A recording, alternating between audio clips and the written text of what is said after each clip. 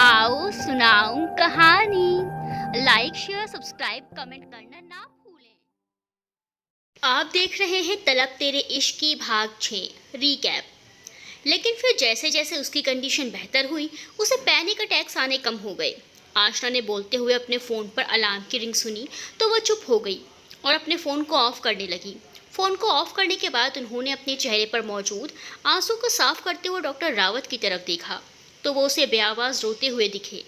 वहीं उनके बगल में बैठा आदर्श भी अपने आंसुओं को साफ कर रहा था। चंद्र, आशना ने डॉक्टर रावत को आवाज़ दी मगर उन्होंने कोई रिस्पॉन्स ही नहीं दिया तो वो आदर्श को इशारा देते हुए उससे डॉक्टर रावत को संभालने का इशारा करने लगी। अब आगे। Chandra, don't worry Chandra, Gunjan is okay now, Adarsh ने कहते हुए उनके कंधे पर जैसे ही हाथ रखा वो तुरंत उसके गले लगते हुए रो पड़े। आदर्श ने उन्हें कुछ सेकंड्स तक ऐसे ही रोने दिया, फिर वो उनके पीठ को थपथपाते हुए बोले, क्यूटी अब ठीक है चंद्र, तुम संभालो खुद को। उसकी बात सुनकर वो उससे अलग होकर आशना की तरफ सवालिया निगाहों से देखने लगी तो वो उनका सवाल समझते हुए बोली, गुंजन को इस हॉस्पिटल में एडमिट हुए लगभग 1 महीना होने वाले हैं चंद्र। अब वो ठीक हो चुकी है, इसीलिए कल शाम तक उसे डिस्चार्ज कर दिया जाएगा। तुम कल अंकल और उससे मिल लेना। फिलहाल अभी रेस्ट करो और आदर्श तुम मेरे साथ चलो, हमें एक बार सभी पेशेंट के वार्डरूम को चेक करना है। ओके, आदर्श ने आशना से कहकर डॉक्टर रावत की तरफ देखा। वो खामोशी से अपने आंसू से भीगे चेहरे को साफ कर रहे थे। आशना और आदर्श ने उन्हें स्ट्रेस ना लेते हुए सोने के लिए कहा और उनके रूम से बाहर चले गए। उन दोनों के रूम से जाते ही डॉक्टर रावत अपने रूम में मौजूद बेड पर जाकर लेट गए और सोने की कोशिश करने लगे मगर आंखें बंद करते ही उनके नजरों के सामने गुंजन का मासूम सा चेहरा उभर आता जिसे देखकर वो बेचैन होकर इधर उधर करवटें बदलने लगे। ले गया छीन के कौन आज तेरा सब्रो करार, बेकरारी तुझे दिल कभी ऐसी तो ना थी। एक चुभन है कि जो बेचैन किए रहती है, ऐसा लगता है कि कुछ छूट गया है मुझ में। वो कोई और ही जज्बा था, सिर्फ प्यार ना था तुझे जो अपने जताने को बेकरार रहा। सुबह उठकर आशना रेडी होने के बाद तुरंत गुंजन के वार्डरूम में चली आई। मनोज जी उसी वक्त फ्रेश होकर नीचे जाने के लिए दरवाजे की तरफ बढ़ रहे थे। आशना उन्हें देखते ही मुस्कुराते हुए बोली, अंकल मैं आपको ही बुलाने आ रही थी, चलिए चलकर साथ में चाय पीते हैं, फिर उसके बाद मैं आपको पूरा हॉस्पिटल दिखा दूंगी। चाय पीना तो ठीक है बेटा, लेकिन ये हॉस्पिटल दिखाने का क्या चक्कर है? मनोज जी आशना के साथ चलते हुए बोले, अरे जिस दिन आप चंद्र के कैबिन के पास से वापस आ गए थे उस दिन मैंने कहा था ना आपको कि हॉस्पिटल दिखाने के लिए, भूल गए आप? नहीं मगर अब क्या ज़रूरत है बेटा, वैसे भी आज शाम गुंजन डिस्चार्ज हो जाएगी तो फिर ज़रूरत है अंकल, इसीलिए दिखा रही हूँ। आशना मनोज जी को टोकते हुए बोली तो वो खामोशी से उसके साथ चल दिए। कैंटीन में पहुंचकर आशना ने पहले 2 चाय का ऑर्डर दिया, फिर वो मनोज जी के पास बैठते हुए बोली, आप ये तो जानते ही हैं कि ये हॉस्पिटल दूसरे हॉस्पिटल से अलग है, लेकिन ये किस तरह से अलग है ये आप नहीं जानते होंगे। आज मैं आपको इसे दिखाने के साथ साथ इसके बारे में भी बताऊंगी। ओके, मनोज अंकल बोलते हुए अपने सिर को हिलाकर मुस्कुराए। उन्होंने हॉस्पिटल के बारे में ना तो जानने की इच्छा थी ना उसे देखने की, मगर आशना के एक्साइटेड होकर कहने पर ना चाहते हुए भी वो चाय पीने के बाद उसके चेहरे पर उसके साथ चलने लगे।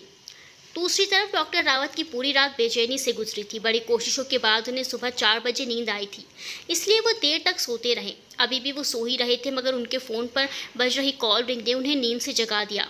नींद से जागते ही उन्होंने सबसे पहले अपने फ़ोन को उठाकर देखा तो अपनी माँ के मिस कॉल्स देखकर, मैं बाद में कॉल करता हूँ माँ, उन्हें मैसेज सेंड करके वो अपने सिर को कसकर अपने हाथ से पकड़ कर बैठ गए। स्ट्रेस की वजह से उन्हें तेज़ सर दर्द हो रहा था। इस वक्त उन्हें चाय की तलब महसूस हो रही थी, लेकिन वो पहले फ्रेश होने के लिए वॉशरूम चले गए। फिर आधे घंटे बाद वो रेडी होकर अपने रूम से बाहर आए और कैंटीन जाने के लिए फर्स्ट फ्लोर की सीढ़ियों की तरफ जैसे ही बढ़े, कुछ ख्याल आते ही उनके एकदम गुंजन के वॉलरूम की तरफ बढ़ गए। वॉलरूम में पहुंचकर उन्होंने पहले चारों तरफ देखा। मनोज जी को वहां पर ना देखकर वो धीमे कदमों से चलते हुए गुंजन के बेड के करीब जाकर खड़े हो गए। वो बेफिक्र होकर खुद में सिमट कर सो रही थी, मगर एक साइड सोने की वजह से वो बेड के कुछ ज़्यादा ही किनारे पर आ गई थी। उसने अपने एक हाथ को अपने सर के नीचे दबा रखा था और उसका दूसरा हाथ बेड के किनारे होने की वजह से नीचे झूल रहा था। मैं तो पीता नहीं, फिर भला ये तलब कैसी है? तुझको देखे बगैर जिया नहीं जा रहा, भला ये तड़प कैसी है? उसे इस तरह सुकून से सोता देख डॉक्टर रावत के चेहरे पर अनायासी मुस्कुराहट आ गई।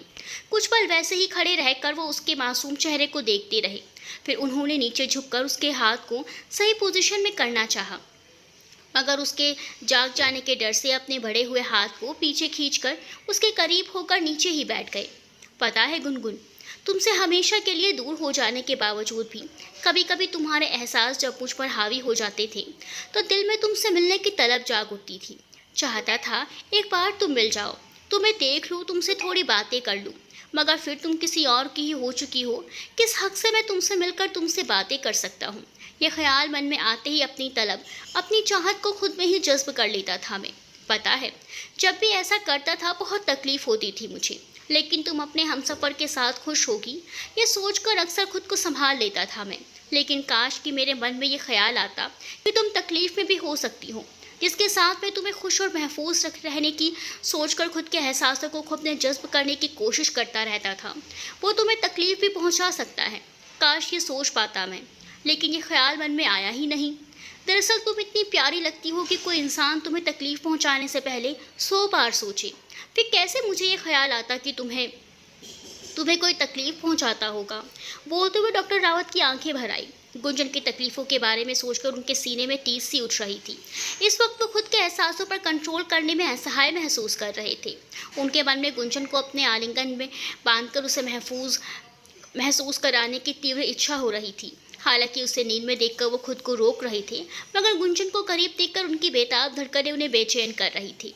इसलिए उन्हें वहाँ से जाना ही बेहतर समझा और तुरंत वहाँ से जाने के लिए उठने लगे। वो जैसे ही उठकर खड़े हुए, उनका हाथ उसके हाथ से स्पर्श हो गया। अपने हाथ पर स्पर्श को महसूस करते ही गुंजन ने अपना हाथ खींचकर अपनी बाहें सिकोड़ते हुए खुद को किसी छोटे बच्चे की तरह खुद में समेट लिया। उसके ऐसा करती हाथ के स्पर्श से वो नींद से ना जाग जाए, इस बात से डरे हुए डॉक्टर रावत के लब विस्मय से मुस्कुरा उठे। रूई के फाहों सी नाजुक बच्चों सी मासूम हो तुम, किसी के स्पर्श मात्र से खुद पे सिमट जाने वाली हो तुमने कैसे वो सब कुछ सहा होगा, ये सोचकर ही दिल दहल जाता है। तुमसे आखिरी मुलाकात के बाद कभी नहीं सोचा था तुम्हें इतने करीब, इतने हक से देख पाऊंगा मैं, लेकिन अब जब किस्मत ने मुझे तुमसे मिला ही दिया है तो तुमसे दूर जाना मेरे लिए नामुमकिन नहीं। एक बार तुम्हें खो चुका हूँ, लेकिन दोबारा मैं ऐसा नहीं होने दूंगा और ना ही अब तुम्हें खुद से दूर जाने दूंगा। इस बार अपने एहसासों को जज्ब करने की बजाय सामने से जाहिर करूंगा मैं, फिर इसके लिए चाहे मुझे लोगों से बगावत ही क्यों ना करनी पड़ जाए। वैसे ही तुम्हारा हमसफ़र ना बन पाने का मलाल अब तक बर्दाश्त करता आया हूँ मैं, लेकिन तुम्हारा हमदर्द ना बन पाने का मलाल सहन नहीं होगा मुझसे। इसीलिए कुछ भी हो, तुम्हें किसी भी हाल में मैं इस बार फिर से खोने नहीं दूंगा। बोलते हुए डॉक्टर रावत की आंखों में जुनून सा उतर आया। उनकी जो नज़रें गुंजन के चेहरे को शिद्दत से देख रही थी, किसी ख्याल के आते ही उनकी आंखें चमक उठी। अपने लबों पर मुस्कुराहट सजाए वो अपने धीमे कदमों से आगे बढ़कर गुंजन के माथे की तरफ झुके, मगर फिर कुछ सोचकर वो तुरंत सीधे हो गए। तुम्हारी इजाज़त के बगैर तुम्हें इन लबों से छूना गुनाह है, इसीलिए तुम्हारे करीब होकर बस खुद में तुम्हारी खुशबू समेट कर जा रहा हूँ मैं। कहते हुए डॉक्टर रावत वहाँ से जाने के लिए आगे बढ़े, लेकिन फिर वो रुककर गुंजन के सर पर हाथ फेरते हुए बोले, लबों से ना सही मगर इन हाथों से एक स्नेह भरा स्पर्श तो कर ही सकता हूँ ना। ये तो गुनाह नहीं होगा ना, और अगर होगा भी तो मुझे इस गुनाह की सज़ा मंजूर है। माँ, अपने सिर पर स्नेह भरा स्पर्श महसूस करते ही गुंजन के मुस्कुराते हुए लब हल्के से माँ कहते हुए हिले, और अगले ही पल उसने अपने पलके झपकाते हुए खुशी से अपने सिर पर मौजूद हाथ को कसकर थाम लिया। उसकी इस हरकत से डॉक्टर रावत की सांसें एक पल के लिए जैसे थम सी गई। खुद को उसके द्वारा देखे जाने पर उसके पैरी खोने के ख्याल से वो कांप उठी, और उसी पल अपने हाथ में मौजूद हाथ में कंपन महसूस होते ही गुंजन अपनी आंखें खोलकर सामने देखते ही सिहर उठी। अंकल, साइड कॉर्नर में एक तरफ रिसेप्शन टेबल और दूसरी तरफ कैंटीन है। इसके बारे में आप पहले से ही जानते हैं। अब चलिए मैं आपको हमारा कैबिन दिखाती हूँ। आशा ने मनोज जी के साथ चलते हुए कहा तो मनोज जी सहमति जताते हुए उसके साथ आगे बढ़ गए। कॉरिडोर से निकलकर हॉल के एक तरफ पहुँचने पर उन्हें एक साइड से बने 3 कैबिन नजर आए। आशा ने कैबिन के दरवाजे की तरफ इशारा करते हुए बताया, एक कैबिन उसका, एक आदर्श का और एक तीसरा डॉक्टर रावत का है। यहाँ नीचे मेल के सभी केसेस डॉक्टर आदर्श, डॉक्टर चंद्र, डॉक्टर मयंक और डॉक्टर आरव मिलकर संभालती हैं, और ऊपर फीमेल के सभी केसेस में मिसेस शर्मा, डॉक्टर काजल मिलकर संभालती हैं। आशा ने फर्स्ट एंड सेकंड फ्लोर के मरीजों के बारे में बताते हुए कहा। कुछ मिनट बाद एक साइड से बने कैबिन को दिखाकर वो वापस हॉल में चलकर आते हुए बोली, 3rd फ्लोर पर हमारे स्टाफ के लिए रूम अवेलेबल है, जिसमें से 3 रूम हम तीनों ने लिया है और एक रूम हॉस्पिटल के हेड ने, और 2-3 रूम हैं जिनमें हमारे स्टाफ के मेंबर्स रहती हैं। 4th फ्लोर पर हॉस्पिटल से रिलेटेड काफ़ी चीज़ें और मरीजों के डॉक्यूमेंट्स के साथ साथ उनका बायोडाटा रखा हुआ है। जैसे कि हॉस्पिटल दूसरे हॉस्पिटल्स की तरह बिना बिल के इलाज ना करने वालों से अलग होती हैं, तो यहाँ के रूल्स भी अलग हैं। यहाँ बिल पे ना करने वालों मरीजों के गार्जियंस को उन्हें अपना पूरा बायोडाटा देना पड़ता है ताकि बाद में उनके हाफ बिल लिया जा सके। ये एक ऐसा हॉस्पिटल है जिस पर उन मरीजों का इलाज होता है जिनके पास इलाज कराने के लिए उचित पैसे नहीं होते। आपको पता है इस हॉस्पिटल को किसने बनवाया है? आशा ने मनोज जी से पूछा तो उन्होंने इनकार से अपने सर को हिला दिया। मैं बताती हूँ। दरअसल इस हॉस्पिटल को यहाँ के एक बड़े बिजनेसमैन मिस्टर शौर्य धनराज ने बनवाया है। उनका कहना है उन्होंने अपने पिता को बचपन में इलाज के पैसे न होने के कारण खो दिया था। उसी वक्त उन्होंने ऐसा हॉस्पिटल बनवाने का फैसला किया था। पता है उन्होंने जब इस हॉस्पिटल को बनवाने की शुरुआत की तो काफ़ी लोगों ने उनका सहयोग किया और भारी मात्रा में इस हॉस्पिटल के लिए पैसे डोनेट किए। अब भी हर मंथ कहीं ना कहीं से डोनेशन आता रहता है जिससे हॉस्पिटल की ज़रूरतों को पूरा करने में लगाया जाता है। मेडिकल की पढ़ाई पूरी करने के बाद जब मैंने इस हॉस्पिटल के बारे में पापा से सुना तो मैंने तुरंत इसे ज्वाइन कर लिया। हालांकि यहाँ अन्य हॉस्पिटल्स की तुलना में हमें सुविधाएं कम मिलती हैं, मगर लोगों की सेवा करने से जो दुआएं हासिल होती हैं वो बेशकीमती होती हैं। इस हॉस्पिटल में काम करने वाले सभी लोग यहाँ सेवा भाव से ही काम करते हैं, जैसे कि डॉक्टर मयंक और उनकी वाइफ डॉक्टर काजल, दोनों ही नासिक के जाने माने सर्जन हैं। उनका खुद का नर्सिंग होम है, लेकिन फिर भी वो यहाँ शाम के टाइम कुछ घंटों की ड्यूटी करती हैं, मुफ्त में मरीजों का इलाज करती हैं। ऐसे ही डॉक्टर आरव अपने पिता की क्लिनिक को छोड़कर यहाँ ड्यूटी करते हैं। इन्हीं की तरह चंद्र भी, जिसकी ड्यूटी दिल्ली के बेस्ट सिटी हॉस्पिटल में लगी थी, वो मेरे बताने पर इस हॉस्पिटल के बारे में जानते ही यहाँ चला आया। और आदर्श ने तो मेरे ज्वाइन करने के कुछ महीने बाद ही यहाँ ज्वाइन कर लिया था। मतलब तुम सब यहाँ बिना सैलरी के ड्यूटी करते हो? नहीं, सैलरी तो हम सबको मिलती है, बस अन्य हॉस्पिटल की तुलना से कम, मगर हम सब खुशी और सेवा भाव से यहाँ ड्यूटी करना पसंद करते हैं। इनफैक्ट मैं, चंद्र और आदर्श तीनों परमानेंटली सुबह 8 से दोपहर 1 घंटे के लंच ब्रेक के बाद शाम 8 बजे तक ड्यूटी करते हैं। हो, ड्यूटी से याद आया, आदर्श और चंद्र कल लेट नाइट सोने की वजह से अब तक नीचे नहीं आए। मुझे जाकर उन्हें देखना होगा। सॉरी अंकल, मुझे जाना होगा। कोई बात नहीं बेटा, मुझे भी तो घर जाना है। जाकर तुम्हारी माँ और कविता को गुंजन के डिस्चार्ज होने के बारे में बताना है। हाँ अंकल, उन्हें पहले से बताना ज़रूरी है। उनसे कहिएगा घर में मौजूद डेट से रिलेटेड सारी चीज़ें हटा दे। ठीक है बेटा, ख्याल रखना गुंजन का, मैं कुछ घंटों में आ जाऊंगा। Okay uncle. आशना ने मुस्कुराते हुए सिर हिलाया तो मनोज जी वहाँ से चले गए। उनके जाते ही आशना भी तेज़ी से सीढ़ियों की तरफ बढ़ गई। प्लीज़ तुम पैनिक मत होना, मैं तुम्हें कोई नुकसान नहीं पहुंचा रहा था। मैं डॉक्टर आशना से मिलने आया था, लेकिन वो यहाँ नहीं थी। मैं जा ही रहा था तभी मेरी नज़र तुम पर पड़ी। तुम्हारी गर्दन एक तरफ मुड़ी हुई थी, जिससे तुम्हारी गर्दन की नसें दब जाती और तुम्हें काफ़ी पेन होता। मैं बस तुम्हारे सिर को सीधा कर रहा था। डॉक्टर रावत ने गुंजन से दूर होकर कहा। आप डॉक्टर हैं? गुंजन ने अपने डर को कम करते हुए पूछा। हाँ। क्या मैं आपको जानती हूँ? हाँ। पोल को डॉक्टर रावत ने जैसे ही अपना सिर हिलाया वैसे ही उन्हें गुंजन की मेमोरी रोस्ट होने के बारे में याद आया। नहीं, तुम मुझे नहीं जानती। बोलते हुए उन्होंने अपने चेहरे की घबराहट छुपाई। लेकिन अभी तो आपने कहा कि। गुंजन अपनी बात पूरी कर पाती उससे पहले ही वो तुरंत वहाँ से बाहर जाते हुए बोले, मैं आशना को भेजता हूँ। कहाँ जा रही हो तुम? आदर्श ने आशना को देखते ही पूछा। तुम्हें ही बुलाने जा रही थी। हो, क्या बात है? सुबह सुबह मेरी याद आ रही थी क्या तुम्हें? देखो मैं तुम्हारे सामने हाजिर हूँ, कहो जो कहना है।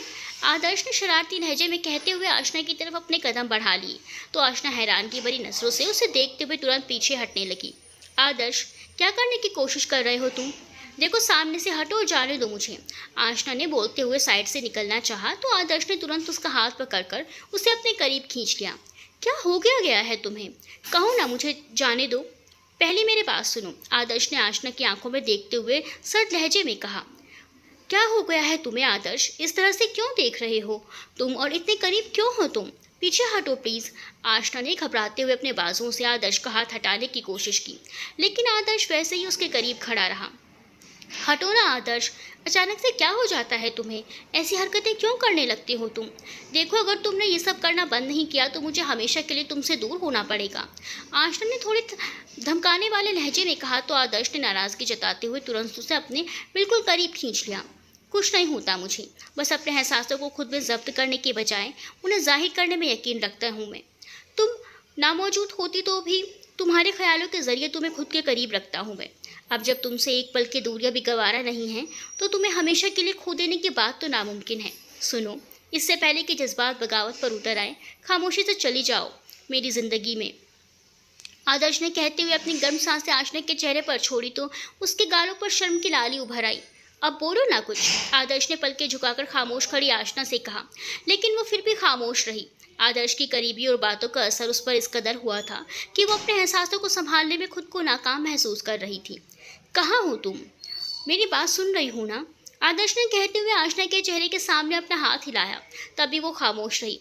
उसे इस तरह गुम देखकर आदर्श ने आगे बढ़कर एकदम से उसके गाल पर किस कर लिया तो आशना ने अपनी आंखें बड़ी करती हुई आदर्श के कंधों को कसकर थाम लिया। आदर्श सर, सीढ़ियों से ऊपर की तरफ आ रहे एक वार्ड बॉय ने आवाज़ दी तो आदर्श तुरंत आशना से अलग होकर दूर खड़ा हो गया। लेकिन आशना उसी पोजीशन में शॉक्ड होकर खड़ी रही। क्या हुआ? वार्ड बॉय के करीब आते ही आदर्श ने उससे पूछा। सर, वो नीचे न्यू पेशेंट आया है, लेकिन इस वक्त वहाँ कोई भी डॉक्टर मौजूद नहीं है, इसीलिए मैं आपको डॉक्टर रावत को बुलाने आ रहा था। फिर आप यहीं दिख गए तो मैंने आपको आवाज़ दे दी। ओह, तुम चलो, मैं बस आ रहा हूँ। आदर्श ने वार्ड बॉय से कहा तो वहाँ से चला गया। उसके जाते ही आदर्श ने आशना की तरफ देखा। उसे अभी उसी पोजीशन में देखकर वो अपने होंठ उसके कान के करीब ले जाकर बोला, अभी तो मैं जा रहा हूँ, लेकिन जैसे ही लंच टाइम होगा मुझे तुम्हारा जवाब चाहिए। अपने कान के करीब आदर्श की गर्म सांसों के स्पर्श से आशना के शरीर में सरसराहट सी महसूस हुई तो वह तुरंत पीछे होने लगी, लेकिन आदर्श ने उसे पकड़कर अपने करीब खींच लिया। फिर उसके चेहरे की तरफ झुककर शरारती लहजे में बोला, तैयार रहना मुझे मेरा जवाब देने के लिए, अभी चलता हूँ मैं। बोलते हुए उसने आशना के चेहरे पर हल्की सी फूंक मारी और मुस्कुराते हुए वहां से चला गया। उसके जाने के बाद भी आशना अवाक से उसी जगह पर खड़ी रही। आशना, कब से बुला रहा हूँ मैं तुम्हें, सुन क्यों नहीं रही हो तुम? डॉक्टर रावत ने आशना के सामने चुटकी बजाकर उसे आवाज़ दी। हाँ, वो मैं। आशना सेंस में आते ही इधर उधर देखकर बोली। कहाँ गुम थी तुम? कहीं नहीं, यही तो थी। क्या हुआ? तुम परेशान लग रहे हो। हाँ, वो मैं गलती से गुंजन के सामने चला गया था तो उसने मुझे देख लिया। वो इस वक्त। क्या? क्यों गए थे तुम उसके सामने? बोलते बोलते हुए आशना तुरंत गुंजन के वार्डरूम की तरफ दौड़ी। जल्दबाजी में उसने डॉक्टर रावत की पूरी बात भी नहीं सुनी। उसे जाते देख डॉक्टर रावत भी तेज कदमों से उसके पीछे चल दिए, मगर वो वार्डरूम के अंदर जाने के बजाय बाहर ही खड़े रहे। आशना अंदर पहुंचते ही घबराते हुए बोली, गुंजन तुम ठीक हो? हाँ दी, मैं ठीक हूँ, लेकिन आप इस तरह से घबरा क्यों रही हैं? कुछ हुआ है क्या? हाँ, वो चंद्र यहाँ आया था ना। तो गुंजन को शांत देखकर आशना ने अपनी बात अधूरी छोड़ दी। चंद्र कौन? गुंजन ने पूछा। फिर उसने आशना के जवाब देने से पहले कहा, हाँ, भी एक व्यक्ति आए थे आपसे मिलने। क्या वही चंद्र है? हाँ। ठीक है, मैं उन्हें पहले से जानती हूँ। वो पहले भी यहाँ आए हैं क्या? उसने जैसे ही पूछा आशना की आंखें हैरानी से बड़ी हो गई। वहीं दूसरी तरफ ये सुनकर पार्कर डॉक्टर रावत की धड़कनें काफ़ी तेज़ हो गई। नहीं, तुम चंद्र को नहीं जानती। वैसे भी आज तुम उससे पहली बार मिली हो, फिर पहली बार किसी से मिलने पर कोई किसी को कैसे जान सकता है? हाँ दी, पहली बार मिलने पर कोई किसी को कैसे जान सकता है भला? लेकिन बस मुझे ऐसा लगा कि जो मैंने आपसे पूछ लिया। कोई बात नहीं गुंजन, होता है कभी कभी ऐसा। फिलहाल तुम जाकर फ्रेश हो जाओ, मैं तुम्हारे लिए नाश्ता भिजवाती हूँ। सुबह की दवाई लेनी है तुम्हें। ओके दी। वैसे पापा कहाँ हैं? अंकल घर गए हैं। आज तुम डिस्चार्ज होने वाली हो ना, तो तुम्हारे वेलकम के लिए तैयारी करने गए होंगे। वेलकम की तैयारी? हाँ। अब ज़्यादा बातें मत करो, तुम जल्दी से फ्रेश हो जाओ। मैं नाश्ता भिजवाती हूँ तुम्हारे लिए, खाकर दवा खा लेना। ओके दी, ठीक है, फिर मैं चलती हूँ। आज मुझे 2 सर्जरी करनी है तो पूरा दिन बिजी रहने वाली हूँ, इसीलिए आप अपना ख्याल रखना और कोई भी ज़रूरत हो तो मारिया से कहना, वो यहीं रहेगी तुम्हारे पास ही। आशना ने कहते हुए गुंजन के सर पर हाथ फेरा और वॉर्डरूम से बाहर आ गई। उसके बारे में पूछा, क्या उसे मुझे देखकर कुछ याद आ सकता है? डॉक्टर रावत ने आशना को देखते ही उससे पूछा। हो सकता है, मगर हम अभी रिस्क नहीं ले सकते, इसीलिए बेहतर होगा हम अभी उससे उसकी मेमोरी लॉस की बात से दूर ही रखें। हाँ, डॉक्टर रावत ने अपने लबों को हल्के से हिलाया और आशना को जाने का इशारा करके कैंटीन की तरफ चले गए।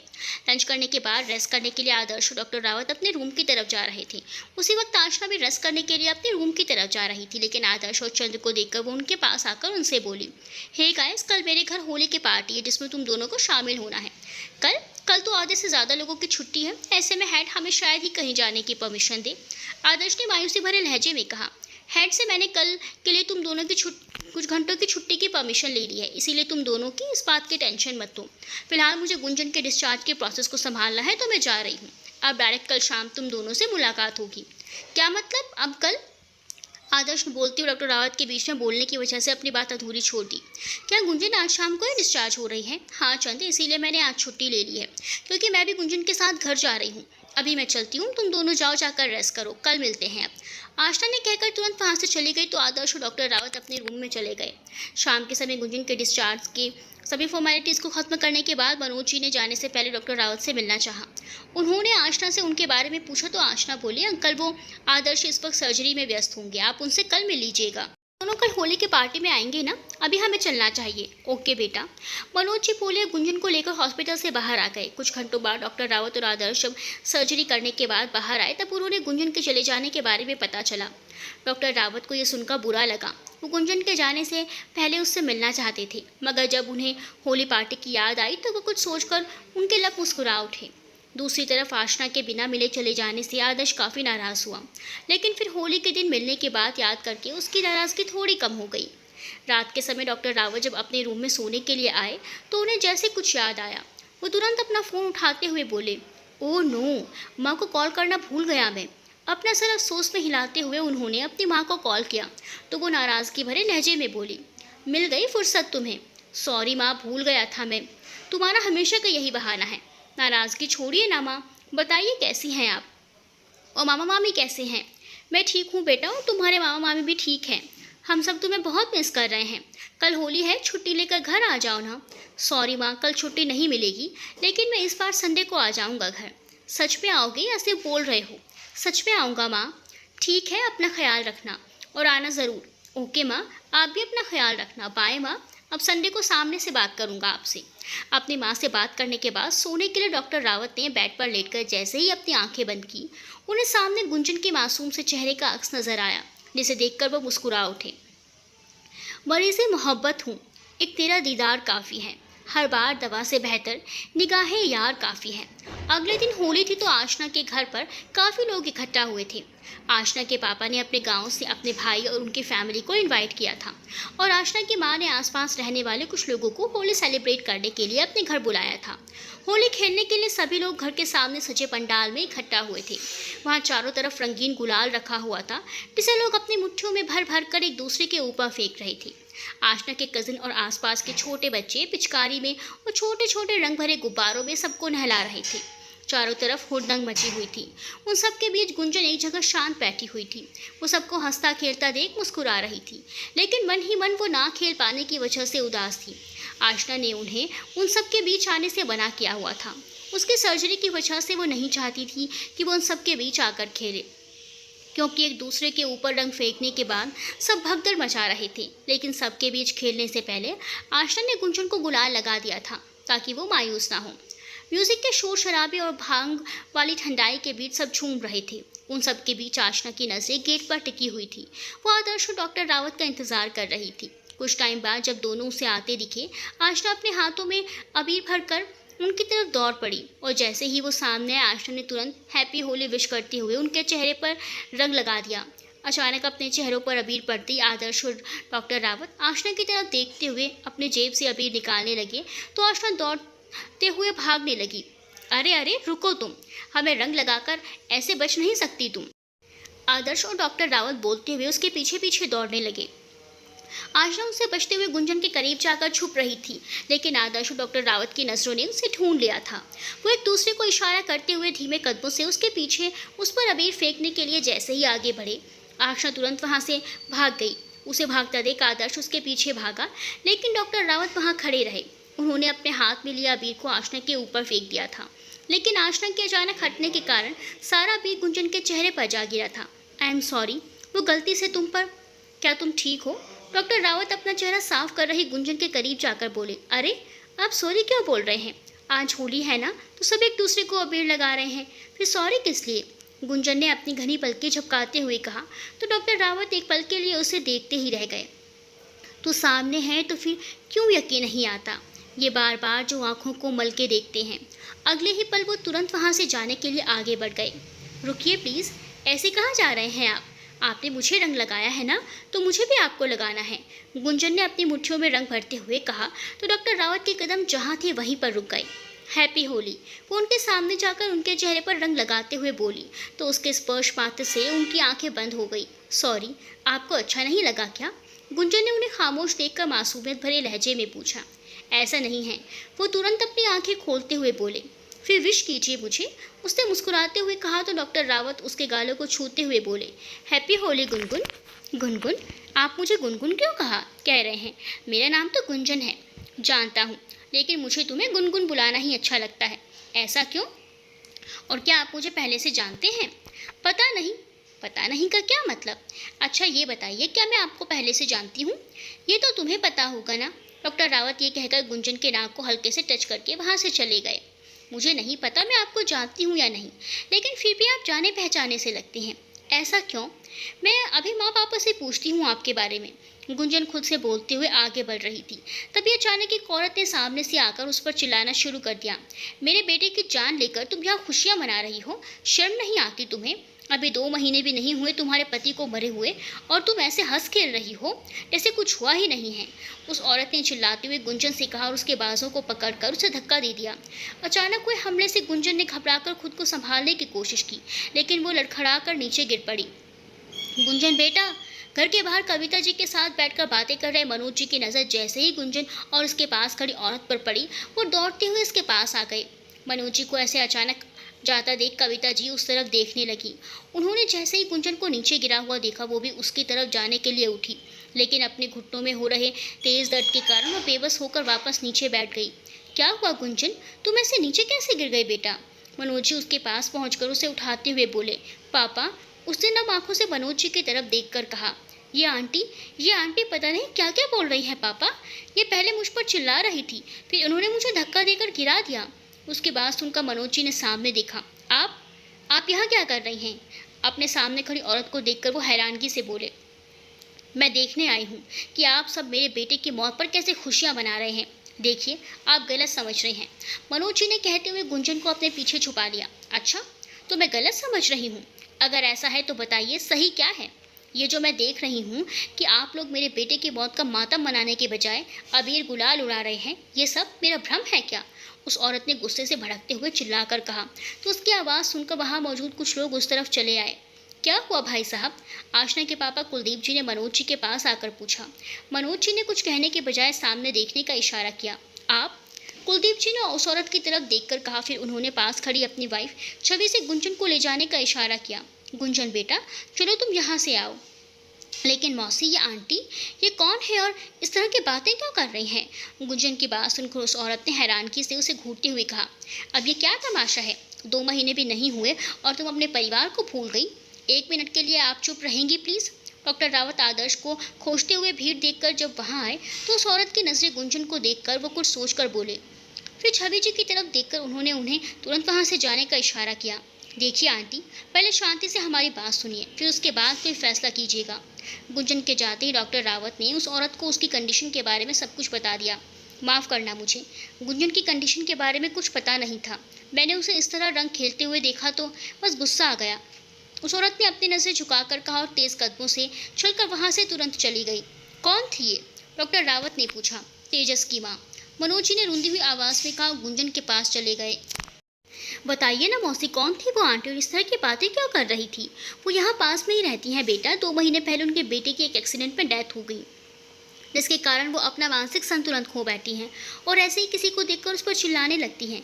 छवि जी ने झूठ बोलते हुए गुंजन का ध्यान उस बात से हटाया। अरे, आप लोग यहाँ बैठी हैं, जाइए जाकर कुछ खाना वाना लेके आइए सबके लिए। सब होली खेलकर थक चुके हैं, सबको भूख लगी होगी।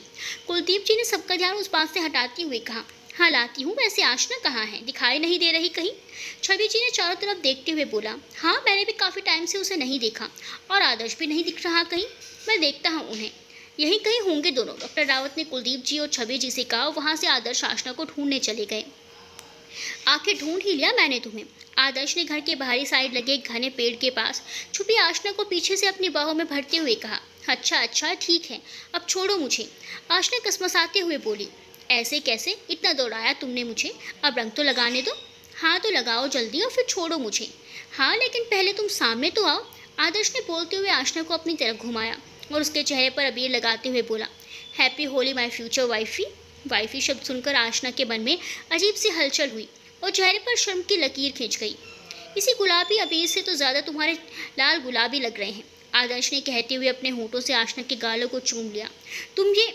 आशना ने शर्माते हुए अपने दोनों गालों को हथेली से ढक लिया।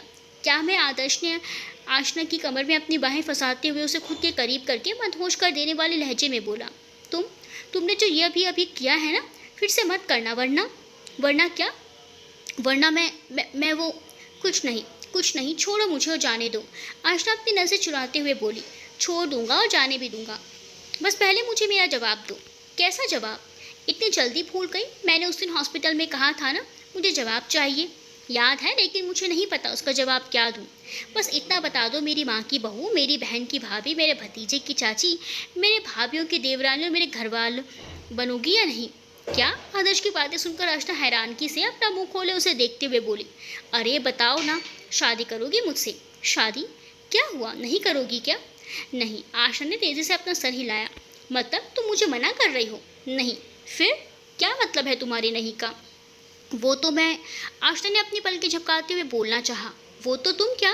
क्या तुम्हारे नहीं का मतलब तुम्हारी शादी से ऐतराज़ है? आदर्श ने असमंजस से वही नज़रों से आशना को देखते हुए पूछा। आदर्श की बात सुनकर आशना जल्दी जल्दी अपनी पलकें झपकाते हुए बोली, हाँ। मतलब तुम मुझसे शादी करने के लिए तैयार हो? हाँ, वही तो मैं बोलना चाह रही हूँ कब से।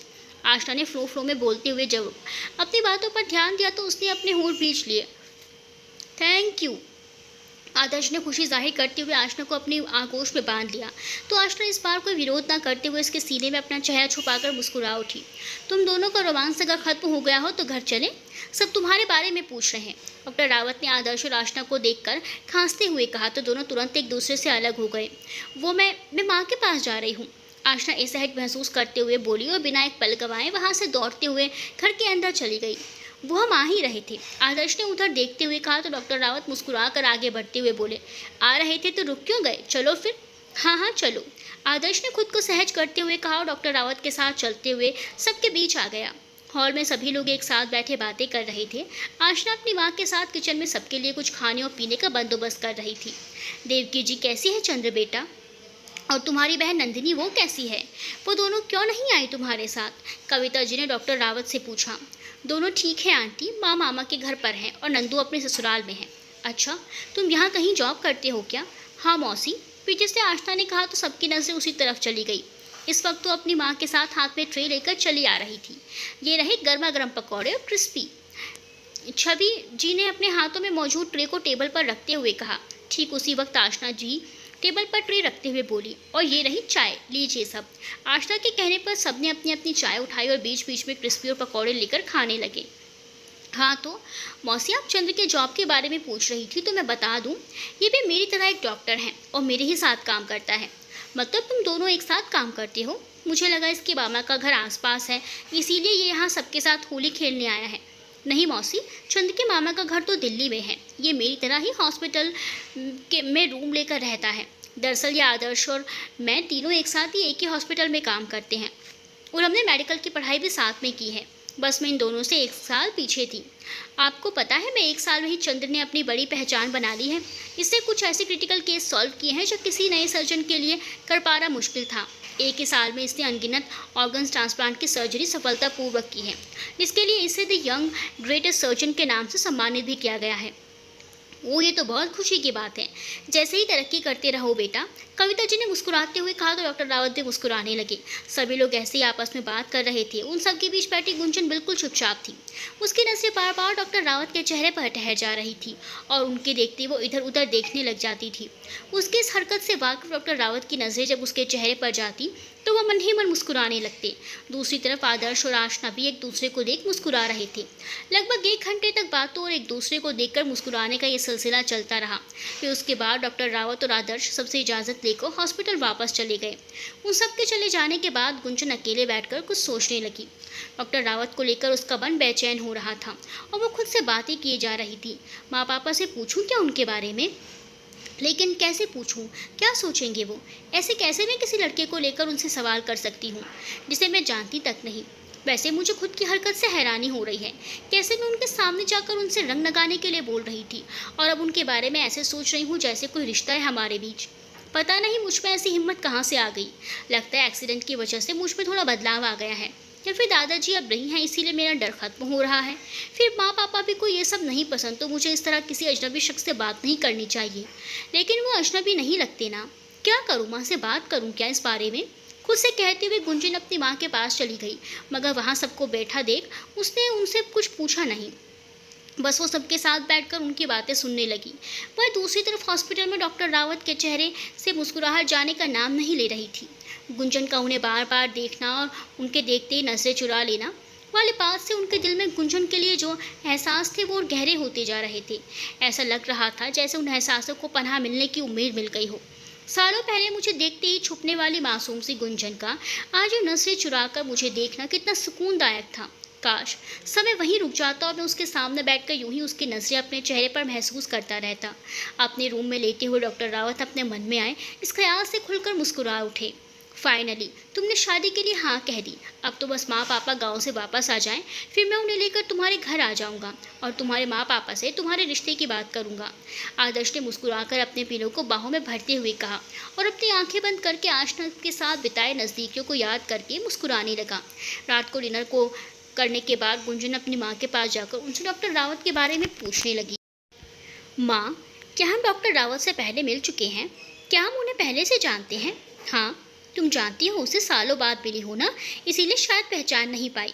अरे वो तुम्हारी दोस्त नंदिनी का भाई है।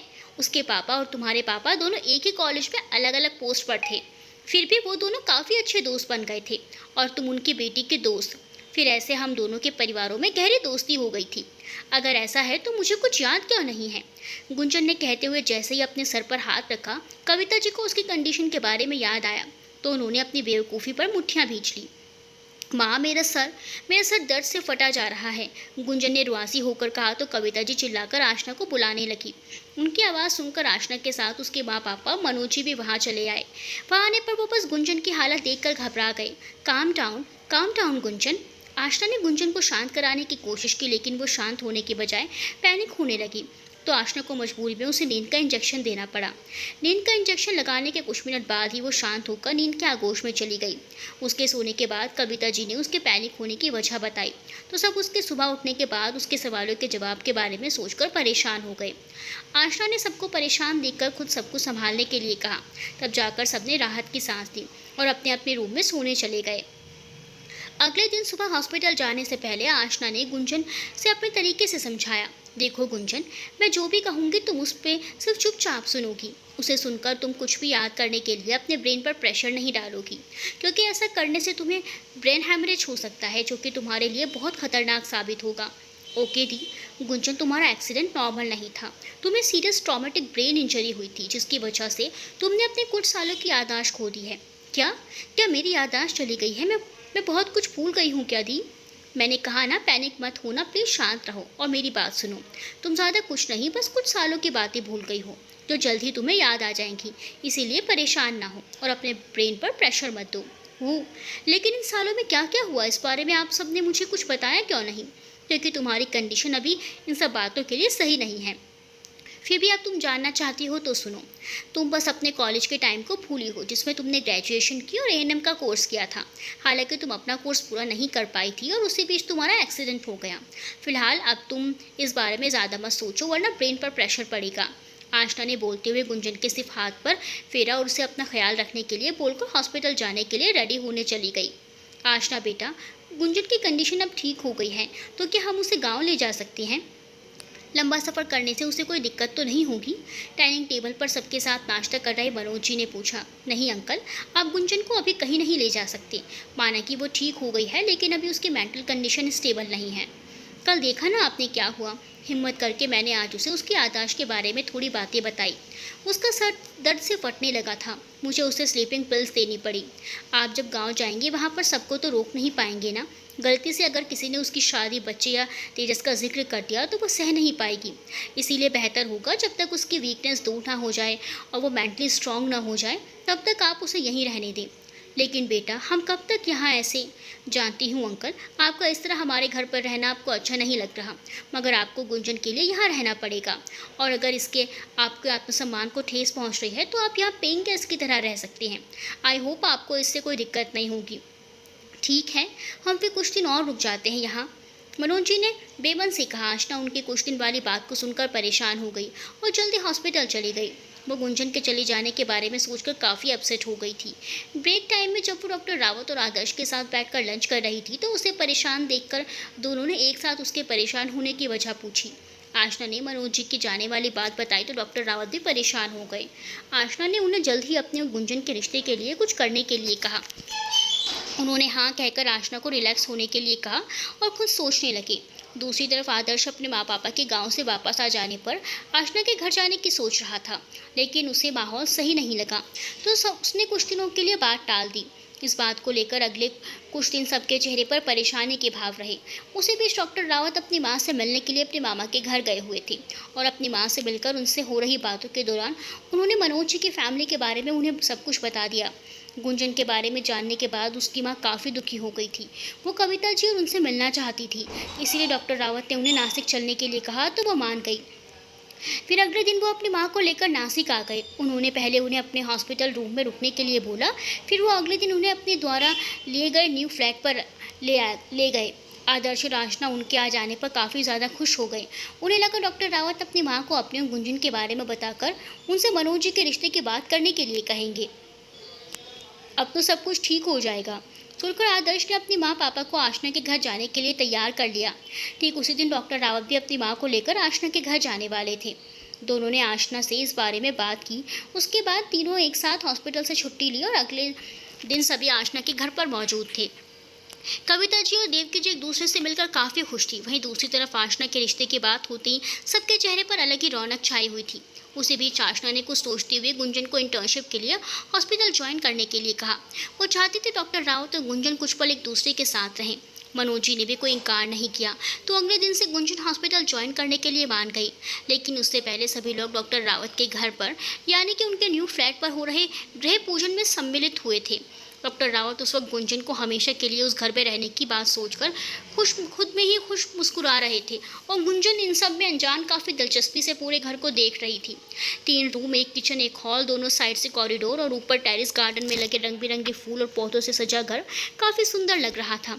खासकर बड़ी कांच की खिड़कियों से दूर से दिखाई देने वाला समुद्र का दृश्य मनमोहित करता था। गुंजन काफ़ी देर खड़ी उसी दृश्य को देखकर मुस्कुरा रही थी। तभी अचानक उसे अपने पीछे किसी के खड़े होने का आभास हुआ। वो तुरंत तेजी से पीछे मुड़ी तो उसका सर किसी के सीने से टकरा गया। आराम से गुनगुन, डॉक्टर रावत ने उसके कंधे को थामकर फिक्र जताते हुए कहा। उनकी आवाज़ सुनकर गुंजन तुरंत संभलकर उनसे दूर हुई। सॉरी, वो मैं अचानक आपके आ जाने से जल्दबाजी में पीछे मुड़ी, गुंजन अपनी पलकें घबराकर झपकाते हुए बोली। उसे घबराता देख वो तुरंत उसके दूर होकर मुस्कुराते हुए बोले, कोई बात नहीं, सब लंच करने जा रहे थे तो मैं बस तुम्हें बुलाने आया था। ये कहकर उन्होंने चुप रहने का इशारा किया। वो चुपचाप उनके साथ सबके बीच आ गई। सबने साथ में लंच किया और उसके बाद आपस में बातें करने लगी। गुंजन उन सबके बीच बस खामोश होकर बैठी रही। उसके पास जैसे बात करने के लिए कुछ था ही नहीं। दूसरी तरफ आशना अपने बगल में बैठे आदर्श की हरकतों की वजह से काफ़ी ज़्यादा चिढ़ रही थी। वो काफ़ी देर से उसके हाथ, कभी उसके पैर, कभी उसके पीठ पर अपनी उंगलियां फिराकर उसे टीज कर रहा था। आशना के बार बार मना करने पर भी जब वो नहीं माना तो आशना वॉशरूम का बहाना बनाकर सबके बीच से हटकर कॉरिडोर में आ गई। उसके जाते आदर्श भी कुछ ही सेकंड में उसके पीछे आ गया। अब तुम यहाँ भी आ गए? हाँ, क्या करूँ, तुम्हारे बिना अब एक पल भी मन नहीं लगता मेरा, आदर्श ने बोलते हुए आशना की कमर को पकड़ उसे अपने करीब खींच लिया। उसकी की गई इस हरकत से आशना की सांसें तो एक पल के लिए जैसे अटक ही गई। कोई आ ना जाए, इस डर से उसने अपने आसपास अपनी नज़रें घुमाई और आदर्श से छूटने के लिए कसमसाने लगी। छोड़ो मुझे आदर्श, अभी अचानक कोई आ गया ना तो क्या, हम अगले हफ्ते एंगेज होने वाले हैं ना, फिर किस बात की फिक्र। आदर्श ने आशना की बात को टोकते हुए उसके चेहरे के बिल्कुल करीब होकर बोला। एंगेज होने वाले हैं, अभी हुए नहीं हैं, इसीलिए ये सब करना बंद करो, जाने दो मुझे। ये सब, इससे क्या मतलब है तुम्हारा? मैं तो बस तुम्हें अपने करीब महसूस करना चाहता हूँ, तुम तो कुछ ज़्यादा ही आगे की सोच रही हो। बोलते हुए आदर्श ने हंसते हुए आशना के गालों को चूम लिया। बकवास बंद करो अपनी, मैं कुछ आगे का नहीं सोच रही, तुम्ही इन्हीं हरकतों की बात कर रही हूँ। बोलते हुए आशना ने अपने गालों को हल्के हाथों से रगड़ लिया। ये क्या, तुम मेरे एहसास को बिठा रही हो? आदर्श ने हैरानी से आशना को घूरते हुए कहा। हाँ, अब हटो और जाने दो मुझे, आशना ने बोलते हुए आदर्श को धकेलना शुरू किया। तुम? आदर्श ने नाराजगी भरे लहजे में आशना को घूरा और आगे बढ़कर उसके गर्दन पर लव बाइट्स देकर उससे दूर होते हुए बोला, लो अब इसे मिटाओ, तुम दिन ब दिन बेशर्म होते जा रहे हो। बोलकर आशना ने जल्दी से अपने बालों को गर्दन पर गिराकर लव बाइट के निशान को छुपाने की कोशिश की। बेशर्म, ये कुछ ज़्यादा हो गया आशना, मगर फिर भी चलता है, आदर्श ने बोलते हुए अपनी बत्ती सी दिखाई और वहाँ से सबके बीच चला आया। अभी से इसने मुझे परेशान कर दिया है, शादी के बाद पता नहीं क्या करेगा, आशना ने खुद से कहते हुए अब अपना सर झटका वहाँ से चलकर वॉशरूम चली गई। कुछ टाइम तक वहाँ रुकने के बाद सब डॉक्टर रावत के घर चले गए। अगले दिन से गुंजन ने हॉस्पिटल आना शुरू कर दिया था। डॉक्टर रावत अब नाइट में अपनी माँ के साथ अपने घर पर रहने लगे थे, इसीलिए गुंजन उनके रूम में रहने लगी थी। पहले कुछ दिनों तक वो हॉस्पिटल में चुपचाप से बस अपना काम करती रही, लेकिन फिर वो सबके बीच घुल मिल गई। और सबसे ज़्यादा डॉक्टर रावत के व्यवहार से वो ज़्यादा खुल रही थी। वो हर फ्री टाइम में उसके साथ रहकर उसे कुछ न कुछ समझाते रहते। काफ़ी टाइम हो या लंच टाइम हो, हक से गुंजन का हाथ पकड़कर उसे अपने साथ कैंटीन ले जाते और साथ में खाते पीते। कभी कभी वो सबके साथ लंच पर कराने भी ले जाते। हालांकि गुंजन उनके इस व्यवहार को लेकर चिंतित रहती, लेकिन वो कभी भी कोई ऐसी हरकत नहीं करते जिससे उसे कुछ गलत लगे। ये सोचकर वो निश्चिंत हो जाती। मगर कुछ दिनों से उनके इस रवैये से उसके प्रति मन में हो रही हलचल की वजह से परेशान रहने लगी थी। ऐसे ही एक दिन वार्ड रूम में एक मरीज के सर पर लगे टाँकों को काटते वक्त गुंजन ने अपनी उंगली काट ली थी। कट गहरा लगा था, मगर उसकी अच्छे से ड्रेसिंग करने के बजाय उसे बस खून रोकने के लिए पट्टी लपेट ली। डॉक्टर रावत को जब उसकी लापरवाही के बारे में पता चला तो वह डांटते हुए उसकी ड्रेसिंग करने लगे। कैंची से कट लगा था तुम्हें, अच्छे से ड्रेसिंग करने के बाद तुम्हें टेटनस का इंजेक्शन लेना था, लेकिन तुमने तो ढंग से ड्रेसिंग तक नहीं की। वो छोटा सा कट लगा था बस, तो छोटा सा कट, इतना ब्लड लॉस हो गया तुम्हारा और तुम छोटा सा कट लग रहा है। वो गुस्से में बोले। हाँ, तो मैंने जानबूझकर कुछ भी नहीं किया, तो आप मुझे हिटलर की तरह डांट क्यों रहे हैं? डांटू नहीं तो अब क्या करूँ? एक मिनट, तुमने क्या कहा? अभी अभी जारी है।